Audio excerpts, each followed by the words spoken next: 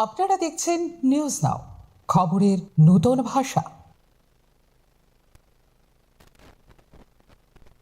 Tripura sports climbing association উদ্যোগে Agartala press ক্লাবে এক সাংবাদিক সম্মেলন করা হয় শুক্রবার। আসন্ন 25শে মে বিশ্বের সর্বোচ্চ শৃঙ্গ মাউন্ট এভারেস্ট জয়ের লক্ষ্যে রওনা দেবেন ত্রিপুরার তরুণ পর্বতারোহী প্রশান্ত দে। তাঁর বাড়ি আগরতলার ভাটি অভয়নগর এলাকায় বলে জানানো হয় সাংবাদিক সম্মেলনে।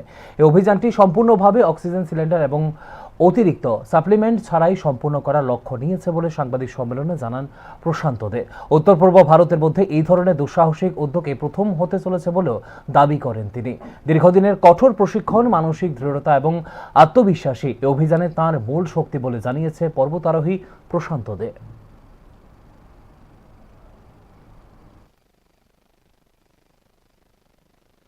আসা ফানের মধ্যে যখন স্কুল থেকে এনসিসির ক্যাম্প হতো তো তখনই লাদাখে একটা মাউন্টেনিয়ারিং এর ট্রেনিং সেশন হয়, সেই থেকে মাউন্টেনিয়ারিং ফিল্ডে আসে।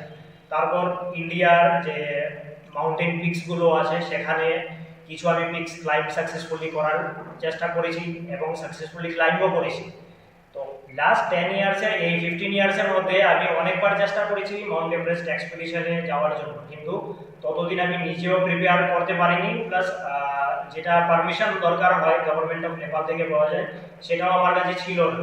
তো এবছর আমি সেটা ম্যানেজ করতে পেরেছি, আমি পারমিশনটাও পেয়েছি। আপনাদের দেখাচ্ছি পারমিশনটা।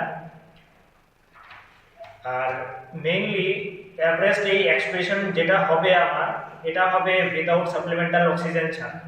কারণ আপনারা হয়তো বা জানেন 8000 মিটার থেকে শুরু হয় ডেথ জোন, যেখানে অক্সিজেন লেভেল ড্রাস্টিক্যালি কমে যায়, অ্যাপ্রক্স 30 থেকে 33% মতন থাকে।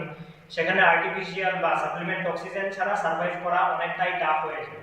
তো সেই যে 8000 মিটার থেকে শুরু করে হাইয়েস্ট পিক যেটা থাকে সেটা 8448 মিটার, ওইটুকু পর্যন্ত আমি উইদাউট এনি সাপ্লিমেন্টাল অক্সিজেন ছাড়া অ্যাটেম্প্ট করছি। আর এটা ইন্ডিয়া, নর্থ ইস্ট ইন্ডিয়ার মধ্যে ফার্স্ট টাইম 1984 এর পর